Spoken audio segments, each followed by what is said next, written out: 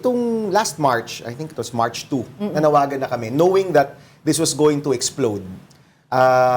Nanawagan na kami na tanggalin yung excise tax. And we're happy that this was certified urgent. And now the executive has the power to suspend the excise tax on fuel. Alam ko na malaki ang koleksyon ng gobyerno dito. Yes, we're about to lose 136 billion. 136 billion. Pero, Angela, I mean, tingnan mo na lang, yung flood control. Magkano ba dapat yung flood control sa budget natin ng 2026? Exactly. It was 260 billion pesos. That's right. Okay? So, malaki yung 135 pag makikita mo.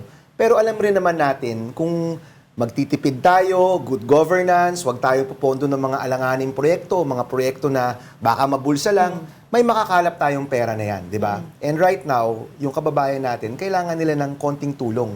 Sa totoo lang, pag nasa 100 na yung diesel mo, yung 10 piso, hindi na nga ganun kalaking tulong yun. Pero tulong pa rin yun. And at this point that our oil is deregulated, that's the least that government can do. Na pag-uusapan din yung VAT, maybe pagbalik namin in April, mapag-uusapan din yung maybe suspension of VAT because that's another amount na nakukuha mula sa crudo, sa oil.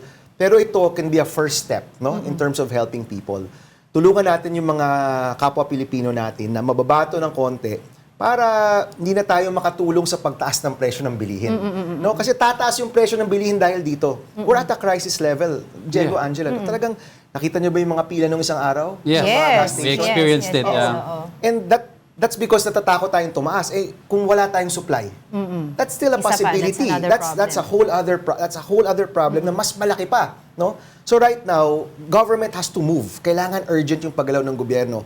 Nag-release na sila ng tulong sa mga PUV drivers. And I'm hoping hindi lang yan Metro Manila. Kasi alam ko yung release was Metro Manila. Dapat nationwide yan. Eventually, kailangan ng tulong sa mga maliliit na negosyo. You know, because our small business, yung maliliit na negosyo, they comprise the majority of businesses in the Philippines, no? 99% are micro, small, and medium. Yan yung mga matatamaan ng malaki kapag magtaasan ng presyo.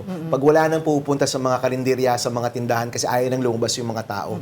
Your transport sector, your small and medium enterprises, kailangan ng tulong sa kanila so they will keep open.